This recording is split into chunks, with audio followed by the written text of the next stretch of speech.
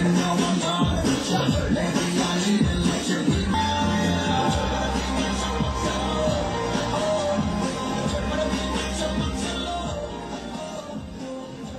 कांटा लगा गर्ल शेफाली जरीवाला यहां पर पहुंची थी और उनके जलवे देखने के लिए भारी तादाद में लोग यहां पर जमा हो गए, जिसको काबू में करने के लिए पुलिस को लाठियां चलानी पड़ी। जमकर हुआ है बवाल। बिजनौर की ये तस्वीरें हैं जहां पर नगर पालिका की तरफ से आयोजन किया गया था इस डांस नाइट का और कई मंत्री कई अधिकारी यहां पर मौजूद थे बिजनौर के और इस दौरान भारी भीड़ वहां पर जमा थी। आपको बता दें कि यहाँ शेफाली जरीवाला जो कि जानी मानी डांसर है बॉलीवुड की, वो वहां पर मौजूद थी और इसके अलावा कई विदेशी लड़कियां भी यहाँ पर थी, विदेशी डांसर भी यहाँ पर थी, जिन्होंने जमकर अपने जलवे बिखेरे और इस दौरान भीड़ इस कदर बढ़ गई कि हंगामा हो गया और इस भीड़ को काबू में करने के लिए पुलिस को लाठियां चलानी पड़ी। नगर पालिका की तरफ से डांस नाइट आयोजित की गई थी। स्टाफ मंत्री मनोज पारस वहां पर मौजूद थे, सपा नेता वहां पर मौजूद थे और इस दौरान जमकर हुआ है हंगामा।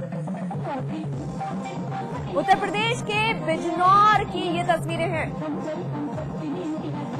यहाँ पर शेफाली जरीवाला और कुछ विदेशी डांसर यहाँ पर मौजूद थे, जिन्होंने जमकर समा बांधा, लेकिन यहाँ पर भीड़ इस कदर बढ़ गई कि हंगामा हो गया और पुलिस को लाठियां भांजनी पड़ी इस भीड़ को काबू में करने के लिए। क्या हो गया?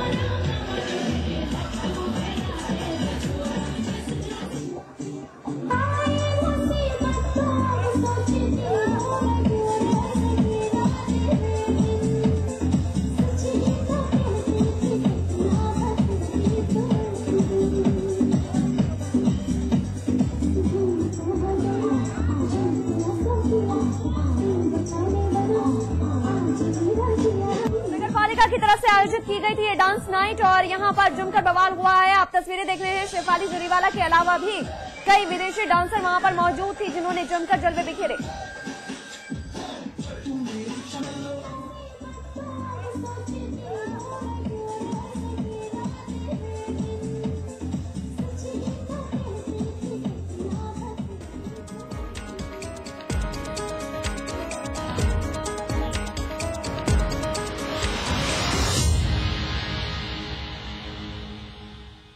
आपके अपने चैनल समाचार प्लस की खबर का हुआ है बहुत बड़ा असर।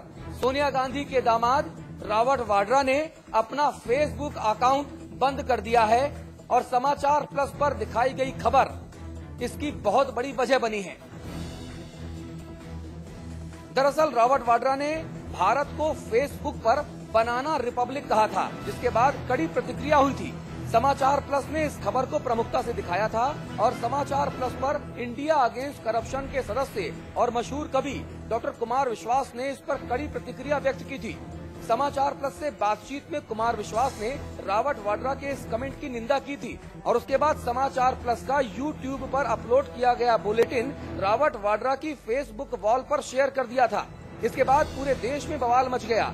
देश भर से तकरीबन 4000 से ज्यादा लोगों ने समाचार प्लस के इस बुलेटिन को लाइक किया और 300 से ज्यादा कमेंट रॉबर्ट वाड्रा के खिलाफ दिए गए।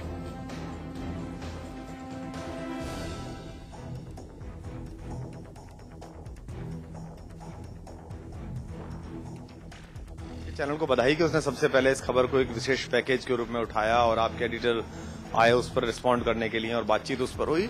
रॉबर्ट वाड्रा साहब ने जो कल अपने एफबी पेज पर लिखा था वो ये लिखा था कि mango people in banana Republic. Mango people के माध्यम से वो मजाक उड़ाना चाहते थे उस आम आदमी का जो इस तरह के सवाल उठा रहा है।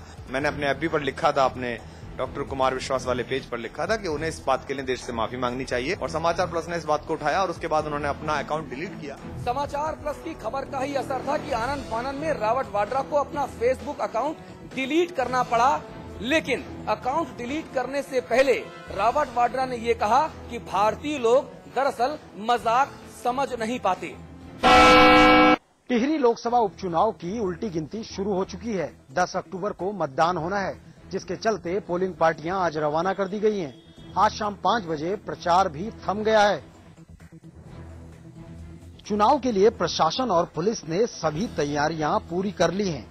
चक्राता और विकासनगर विधानसभा क्षेत्रों में चुनाव ड्यूटी के लिए करीब 182 पोलिंग पार्टियां रवाना की गई हैं। पोलिंग पार्टियों को भेजने के लिए करीब 600 गाड़ियों का इंतजाम किया गया है, जिनका प्रबंधन परिवहन निगम को दिया गया है।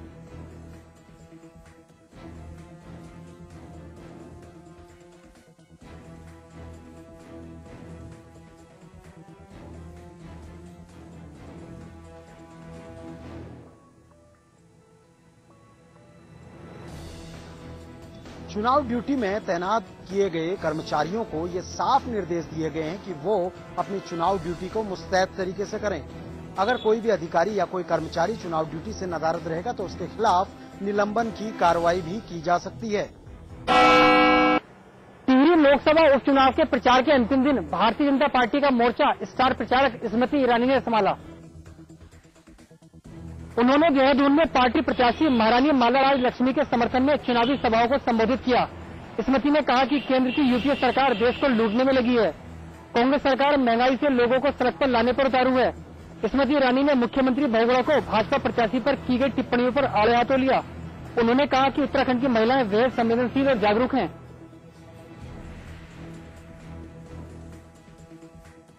भाजपा का जो आर्थिक एजेंडा है, मुझे लगता है जहाँ जहाँ भाजपा की सरकार है वहाँ काफी स्पष्ट है। भाजपा माँ 1000 रुपए का महिलाओं को भत्ता देते हैं ताकि वो महंगाई से जूझ सके।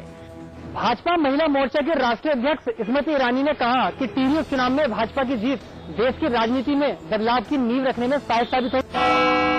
कानपुर के ग्वालडोरी थाना क्षेत्र में अतिक्रमण हटाने के दौरान नगर निगम और क्षेत्रीय लोगों में जमकर बवाल हुआ।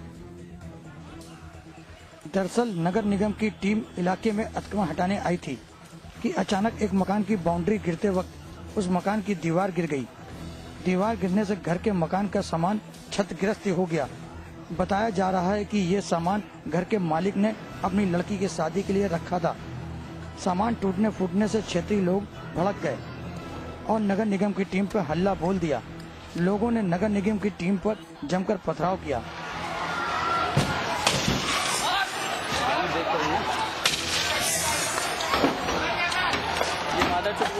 मौके पर जब पुलिस पहुंची तो लोगों ने पुलिस को भी दौड़ा लिया।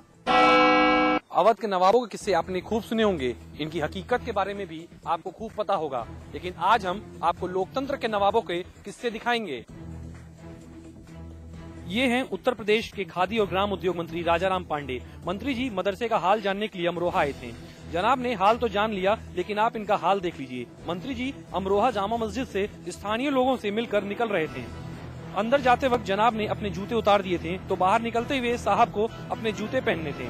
अब जनाब मंत्री हैं, जनता के रहनुमा हैं, जूते ऐसी चीज को खुद कैसे छू सकते हैं? तो मंत्री जी के साथ मौजूद युवक ने बिना कुछ कहे ही मंत्री जी की परेशानी समझ ली और झट से हुजूर को जूते पहना दिए। जनाब ने युवक को जूता पहनाने से रोका भी नहीं, और रोकते भी क्यों? जनाब ऐसे वैसे आदमी थोड़े ही हैं। उत्तर प्रदेश सरकार में कैबिनेट मंत्री हैं। जनता के सेवक तो चुनाव से पहले कहने की बात है, चुनाव के बाद और सत्ता हासिल होने के बाद ये कोई मामूली आदमी थोड़े ही रह गए हैं। सत्ता की हनक इन नेताओं पर किस कदर हावी है, कहने की जरूरत नहीं।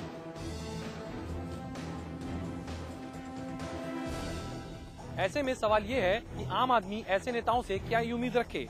गाजियाबाद के रामप्रस्थ इलाके में बीती रात बदमाशों ने जमकर तांडव मचाया। हथियारों से लैस बदमाश 2 मकानों में घुसे और 30 लाख रुपए की ज्वेलरी और कैश लूट ले गए। थाना लिंक रोड क्षेत्र के रामप्रस्थ इलाके में बदमाशों ने इस लूट की घटना को अंजाम दिया। बीती रात कृष्ण गोपाल राय और जय किशन के घर पर बदमाश घुसाए और घरवालों को बंधक बना लिया। पूरे परिवार को बंधक बनाने के बाद बदमाशों ने घर में रखा हुआ कीमती सामान, नकदी और ज्वेलरी लूट ली। सुबह तड़के पुलिस को इस घटना की सूचना दी गई। पुलिस पूरे मामले की छानबीन में जुट गई है।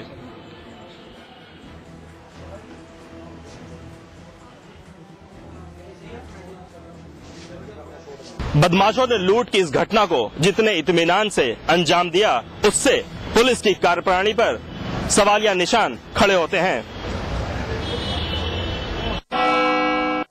दिल्ली के ज्योति नगर इलाके में देर रात उत्तर प्रदेश रोडवेज की बस में बदमाशों ने जमकर लूटपाट की। इस दौरान बदमाशों ने एक व्यक्ति को गोली मार दी, जिसकी हालत गंभीर है। बताया जा रहा है कि लूटपाट की घटना को अंजाम 4 बदमाशों ने दिया। पुलिस जांच में जुट गई है। बस बड़ौद डिपो की थी।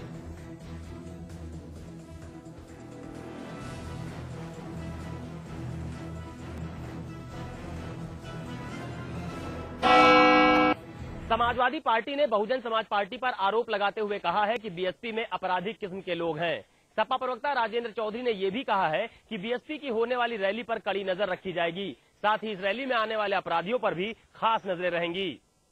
समाजवादी पार्टी की सरकार जांच करेगी रैली में किस तरह के लोग बुलाए जा रहे हैं। कानून व्यवस्था के लिए चुनौती तो नहीं बन जाएंगे और लगातार उनको धोखा दे रही है। हमारी आम जनता से, दलितों से विशेषकर अपील है, भूतपूर्व मुख्यमंत्री के झांसे में न आए। रात को पुलिस और छात्रों के बीच हुए हंगामे के बाद सुबह वीएचयू वाराणसी कैंपस में छात्रों ने फिर से हंगामा शुरू कर दिया। बिरला हॉस्टल में रहने वाले छात्र फिर से सड़क पर आ गए और धरने पर बैठ बिरला चौराहे को जाम कर दिया। छात्रों की मांग है कि किसी भी कीमत पर बीएचयू के प्रॉक्टर को हटाया जाए और इन सब के बीच बीएचयू प्रशासन और पुलिस मूक दर्शक बनी तमाशा देखती रही और इस दौरान किसी ने गेट को भी खुलवाने का प्रयास नहीं किया।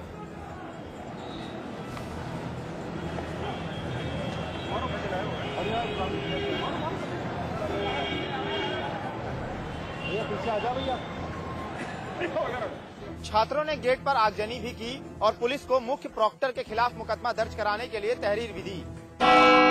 लैकपेट घोटाले में जेल में बंद माया सरकार के मंत्री बादशाह सिंह की मुश्किलें कम होने का नाम नहीं ले रही हैं। लैकपेट घोटाले के आरोपी सुशील कटियार के गनर बुद्धि लाल ने खुलासा किया है कि उसके सामने बादशाह सिंह को 4 करोड़ रुपए दिए गए थे। उसने जांच एजेंसी को बताया कि ये पैसे सुशील कटियार की सरकारी गाड़ी में रखकर गया था। सुशील के गनर ने इस खुलासे के बाद बादशाह सिंह का लैकपेट घोटाले में फंसना तय है।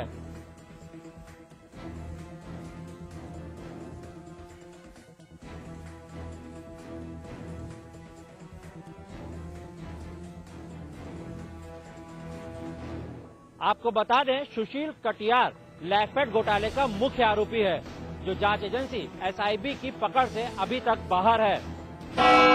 ग्वालियर से चला किसानों का जन सत्याग्रह उत्तर प्रदेश के आगरा पहुंच गया। यह 29 अक्टूबर को दिल्ली पहुंचेगा। जन सत्याग्रह मार्च एमपी, उत्तर प्रदेश, राजस्थान और हरियाणा से होते हुए दिल्ली पहुंचेगा।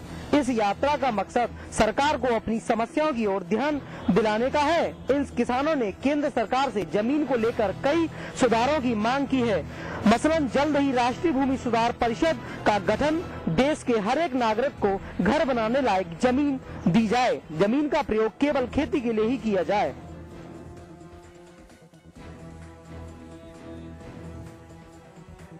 आदिवासी इलाकों के लिए लागू कानून को सख्ती से पालन किया जाए, इसके साथ कई मांगे सरकार के सामने रखी। बाराबंकी में समाजवादी पार्टी के कार्यकर्ता सम्मेलन का आयोजन किया गया। इस मौके पर भारी संख्या में कार्यकर्ताओं ने हिस्सा लिया। कार्यकर्ता सम्मेलन में जिले के सभी विधायक मौजूद रहे। सम्मेलन में सरकार के 6 महीने की उपलब्धियों को भी गिनाया गया। वहीं कार्यकर्ताओं ने मुलायम सिंह को देश का प्रधानमंत्री बनाने का भी संकल्प लिया।